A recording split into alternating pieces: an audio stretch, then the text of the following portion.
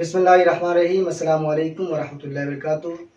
तो कैसे हैं आप सब? उम्मीद है कि खैर व आफियत होंगे।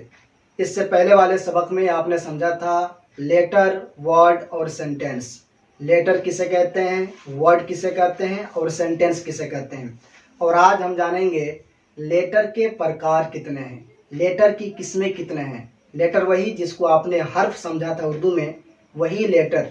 आज उसके बारे में हम जानेंगे। और इस वीडियो को देखने के बाद आपको लेटर के ताल्लुक से कई सारा कन्फ्यूज़न दूर होने वाला है। तो लगे रहिए इस वीडियो में शुरू से लेके अंत तक।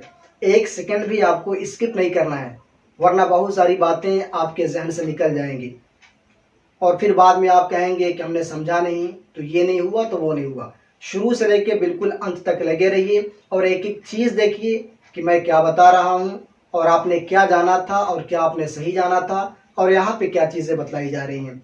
इसमें बहुत सारी ऐसी बातें हैं जो आप बहुत सारी बातें इसमें ऐसी हैं जो आप इसको बिल्कुल नया पाएंगे, या हो सकता है आपने कभी इससे पहले नहीं जाना था।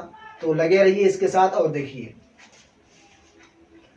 तो इससे पहले कि मैं शुरुआत कराऊं, अगर आपने चैनल को अभी तक सब्सक्राइब नहीं किया है तो ज़रा सब्सक्राइब कर लीजिए, ताकि इस तरह की मैं जब भी वीडियो लेकर आऊं तो आप तक वक्त पर पहुंच सके। आइए इसको शुरू करते हैं। मैंने यहाँ पे लिखा है लेसन नंबर 2, यानी दर्स नंबर 2, सबक नंबर 2। इससे पहले वाले वीडियो में हमने जाना था लेसन नंबर 1 के बारे में, अब आज लेसन नंबर 2 के बारे में। मैंने यहाँ पे लिखा है लेटर। लेटर का माना क्या होता है? हर्फ, उर्दू में हर्फ, हर्फ होता है। अब यहाँ पर हम जानेंगे लेटर के कितने प्रकार हैं, यानी हर्फ के कितने प्रकार और कितनी किस्में हैं। तो देखिए मैंने यहाँ पे कुछ आपके लिए बड़ा आसान करके पहले से लिख दिया है, ताकि आपका ज़्यादा टाइम भी ना लूँ और बड़े अच्छे अंदाज में आपको समझा भी सकूँ। देखिए लेटर के 2 प्रकार होते हैं, एक वावेल और दूसरा कॉन्सोनेंट। एक वावेल और दूसरा कॉन्सोनेंट, ये लेटर के प्रकार हैं। तो वावेल क्या है और कॉन्सोनेंट क्या है, इसको आप समझ लीजिए कायदे से। वावेल जिसको आप उर्दू में हरफ़े इल्लत बोलते हैं, वही इंग्लिश में वावेल है। जिस तरह हुरूफ़े इल्लत के बगैर कोई शब्द नहीं बनता है, कोई लफ्ज़ नहीं बनता है, इसी तरह वावेल के बगैर इंग्लिश में कोई वर्ड नहीं बनता है। कोई भी वर्ड नहीं बनेगा, जो भी वर्ड बनेगा उसके अंदर वावेल पाया जाएगा। मिसाल के तौर पे देखिए, अगर आपको यहाँ पे लिखना हो बैट, बैट हमने लिख दिया। अब बैट एक वर्ड है। अब आप इसमें देखिए ए, ये वावेल में आता है। अभी मैं आपको बताऊंगा कैसे आता है। तो बैट, इसी तरह अगर आप लिखिए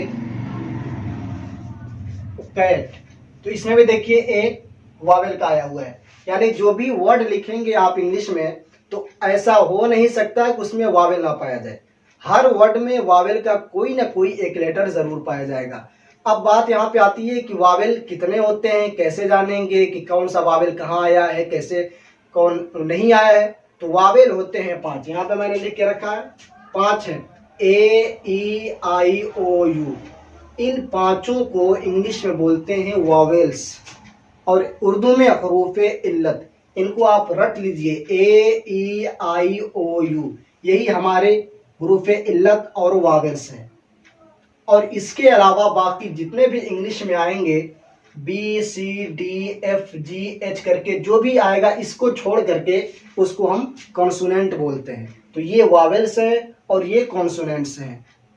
और हिंदी में इसको स्वर बोलते हैं और इंग्लिश में इसको व्यंजन बोलते हैं। तो हिंदी में आ से लेके पूरा अह तक, आ से लेके अह तक ये पूरा आपका स्वर और वावेल कहलाएगा। और हिंदी में यहाँ पर क से लेके अज्ञात तक, मैंने यहाँ पे जहाँ तक लिखा है, बाकी आगे अज्ञात तक पूरा का पूरा व्यंजन कहलाएगा। तो इसको आप कायदे से समझ लीजिए कि वावेल क्या है और कॉन्सोनेंट क्या है। आगे देखिए, अब हमने निकाल लिया यहाँ पे 5 वावेल और बाकी यहाँ पे हमने निकाल लिया कॉन्सोनेंट।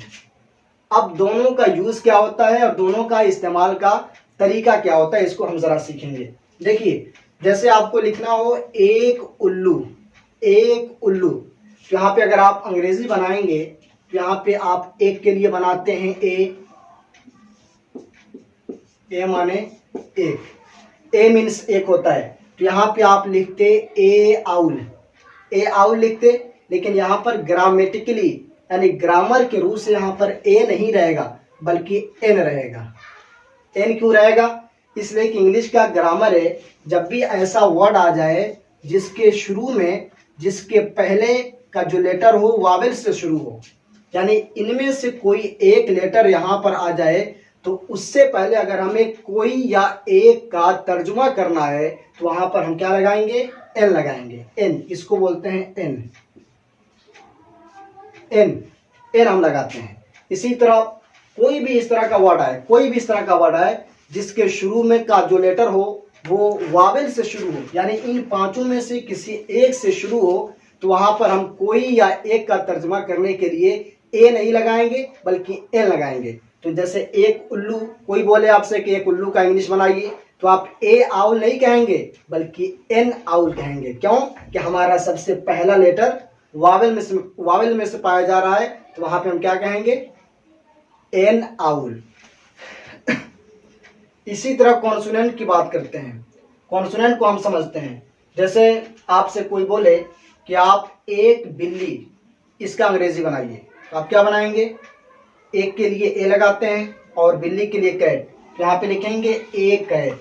यहाँ पे अगर आप एन लगाएंगे तो ग्रामर के रूप से आपका यह सेंटेंस गलत हो जाएगा। क्यों?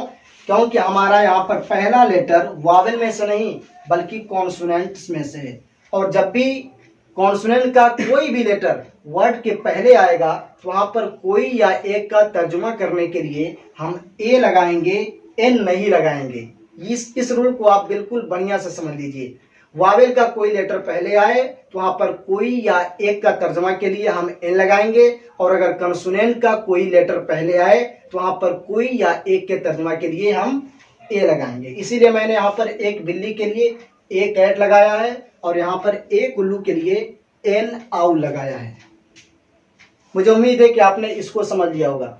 जब आपने इसको समझ लिया तो जरा आगे बढ़िए। आगे देखिए, अब मैंने एग्जाम्पल नंबर 2 लिया है।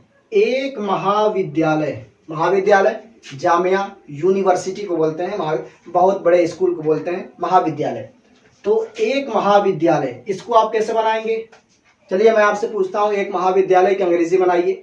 तो जाहिर सी बात है, अगर आप अभी बिगिनर हैं, स्टार्टर हैं, अभी आपको आगे की पढ़ाई नहीं मालूम अंग्रेजी के बारे में, तो आप बनाएंगे एन यूनिवर्सिटी। N university. मैं पूछूंगा आपने यहाँ पर एन क्यों लगाया, ए क्यों नहीं लगाया है? तो आप जवाब देंगे कि सर यहाँ पर यू है और यू हमारा वावेल में से है, इसीलिए यहाँ पर हमने एन लगा दिया है। लेकिन क्या आप जानते हैं कि ये सेंटेंस आपने जो बनाया है ये सही है या गलत? तो अगर आप किसी से पूछेंगे जो पढ़ा लिखा इंसान है तो वो बताएगा यहाँ पर एन नहीं रहेगा, एन नहीं रहेगा। अब आप तो चौंक जाएंगे, कभी आपने बताया कि जब वर्ड का पहला लेटर वावेल से शुरू हो जाए तो हम एन लगाएंगे। यहाँ पर वर्ड का पहला लेटर वावेल से शुरू हुआ है इसीलिए हमने एन लगा दिया है, और आप कह रहे हैं गलत। तो अब यहाँ पे डीप से समझिए और बिल्कुल गहराई से समझिए कि बात असल में क्या है। बात सिर्फ जाहिरी चीज की नहीं है बल्कि बातिनी चीज की भी है। यानी सिर्फ हम शब्द को देख करके, लेटर को देख करके ए या एन नहीं लगाएंगे बल्कि आवाज का प्रयोग करके भी लगाएंगे। यानी आवाज देखेंगे कि आवाज कैसे आ रही है। अगर आवाज हमारी अ से लेके अह तक की आएगी तो वहां पर हम एन लगाएंगे, और अगर शब्द बोलने में आवाज हमारी क से लेके अज्ञा तक आएगी तो वहां पर हम ए लगाएंगे। उसी तरह देखिए यूनिवर्सिटी, यूनिवर्सिटी बोलने में आप सबसे पहले य बोल लें, य, और य किस में आएगा? कॉन्सोनेंट में आएगा, कॉन्सोनेंट में आएगा, इसमें नहीं आएगा। अगरचे यहाँ पर यू पाया जा रहा है लेकिन आवाज कॉन्सोनेंट की आ रही है, य की आ रही है, इसीलिए यहाँ पर हम एन की जगह सिर्फ ए लगा देंगे, सिर्फ ए लगा देंगे। इसी तरह जो भी आप कोई वर्ड देखिए, अगर शुरू में वावेल का लेटर पाया जाए लेकिन आवाज कॉन्सोनेंट की पाई जा रही है तो हम आवाज को तरजीह देंगे, लेटर के हिसाब से हम एन या ए का यूज नहीं करेंगे। आगे देख लीजिए, हमारा दूसरा एग्जांपल कॉन्सोनेंट के ताल्लुक से है। एक घंटा, एक घंटा। मैं आपसे पूछूं कि आप एक घंटा की अंग्रेजी बना सकते हैं तो आप कहेंगे हाँ, पहले आप घंटे की अंग्रेजी बता दीजिए। चलिए मैंने आपको बता दिया। घंटे की अंग्रेजी होती है आवर, आवर मिस होता है घंटा। अब आप बनाएंगे ए आवर, 1 घंटा। अब आप किसी से पूछिए पढ़े लिखे इंसान से, क्या ये सेंटेंस जो मैंने बनाया है ये सही है या गलत, तो पढ़ा लिखा आदमी कहेगा ये सेंटेंस गलत है। क्यों गलत है? कि यहां पर ए नहीं रहेगा बल्कि एन रहेगा। अब आप फिर सोच में पड़ जाएंगे। अभी आप बताते आ रहे हैं कि अगर वर्ड के शुरू में कंसोनेंट हो, कंसोनेंट का लेटर पाया जाए तो वहां पर हम कोई या एक के लिए ए लगाएंगे, एन नहीं लगाएंगे। तो अभी मैंने आपको बताया अगर हमारा लेटर वावेल का हो और आवाज कंसोनेंट की आ रही हो तो हम ए लगाएंगे। इसी तरह इसके अपोजिट, यानी हमारा जो वर्ड हो इसकी तरफ और उसका पहला लेटर हमारा वावेल से शुरू हो लेकिन आवाज कंसोनेंट की आ रही हो तो हम वहां पर क्या लगाएंगे? ए लगाएंगे, एन नहीं लगाएंगे। इसी तरह आप देखिए यहां पर आवर तो लिखा हुआ है, हमारा वर्ड का पहला लेटर एच तो है, कंसोनेंट का तो है, लेकिन आवाज किसकी आ रही है? Hour, hour. और ये देखिए आ किस में से पाया जा रहा है? वावेल में से पाया जा रहा है। तो जब वावेल में हमारी आवाज जा रही है और यहाँ पर लेटर कॉन्सोनेंट का है तो जब आवाज और लेटर में मुआजना हो जाए, तकाबुल हो जाए तो हम आवाज को तरजीह देंगे, आवाज को ऊपर रखेंगे। अब यहाँ पर हमारी आवाज आ की आ रही है यानी वावेल की आ रही है तो यहाँ पे हम ए के बजाय एन लगाएंगे, ए के बजाय एन लगाएंगे। अब ये सेंटेंस आपका हो गया सही, एन आवर और ए यूनिवर्सिटी। तो क्या मतलब? अगर हमारा वर्ड का पहला लेटर कॉन्सोनेंट का हो लेकिन आवाज वावेल की आएगी तो हम एन लगाएंगे। और इसी के बरखिलाफ अगर हमारा वर्ड का पहला लेटर समझिए कि वावेल का आ जाए लेकिन आवाज कॉन्सोनेंट की आए तो ए लगाएंगे और इसके बरखिलाफ हम एन लगाएंगे। इसको आप बड़ी बेहतरीन अंदाज में समझ लीजिए और जहां समझ में ना आए तो आप कमेंट बॉक्स में मुझे बताइए कि सर यहाँ पे मुझे बात समझ नहीं आई, यहाँ पे समझ में नहीं आई, तो फिर मैं उसको रिवाइज कर दूंगा और हो सकता है फिर मैं आपको नई वीडियो में उसको समझाने की कोशिश करूंगा। अब आइए मैं इसको रिवाइज कर देता हूं कि अभी तक हमने क्या समझा। अभी तक हमने समझा कि लेटर यानी हर्फ की 2 किस्में होती हैं, 2 प्रकार, एक वावेल दूसरा कॉन्सोनेंट। वावेल कितने होते हैं? 5 होते हैं, ए ई आई ओ यू, और कॉन्सोनेंट इसको छोड़ करके बाकी, यानी इंग्लिश में 26 लेटर्स होते हैं तो 26 में से आप 5 निकाल दीजिए तो 21 बचेंगे। तो हमारा 21 यहाँ पे कॉन्सोनेंट हो जाएंगे और बाकी 5 हमारा वावेल हो जाएंगे। वावेल और कॉन्सोनेंट का मतलब क्या होता है? वावेल और कॉन्सोनेंट का मतलब ये होता है कि वावेल का अगर पहला लेटर किसी शब्द में हो, अगर पहला लेटर, तो वहां पर कोई या एक के तर्जुमा के लिए हम एन लगाएंगे। इसी तरह अगर कॉन्सोनेंट किसी वर्ड में पाया जाए, उसका कोई अक्षर पाया जाए तो वहां पर हम ए लगाएंगे। लेकिन इसमें एक बात मैंने बताया था कि अगर लेटर आ जाए कॉन्सोनेंट का और आवाज आ जाए वावेल की तो हम आवाज को तरजीह देते हुए वहां पर हम ए लगाएंगे। इसी तरह अगर लेटर आ जाए कॉन्सोनेंट का और आवाज आए वावेल की तो हम वहां पर आवाज को तरजीह देते हुए ए लगाएंगे। मुझे उम्मीद है कि आपने इस वीडियो को अच्छे से समझ लिया होगा। अगर अच्छे से बात समझ में आ गई है तो जरा लाइक कर दीजिए और लाइक के साथ साथ इसको शेयर भी कर दीजिए ताकि जो लोग नहीं जानते हैं वो इस वीडियो से काफी फायदा उठा सकें। इसी के साथ मैं अपने इस लेक्चर को खत्म करता हूं, फिर मिलेंगे नेक्स्ट वीडियो में। तब तक के लिए खुदा हाफिज, अस्सलाम वालेकुम।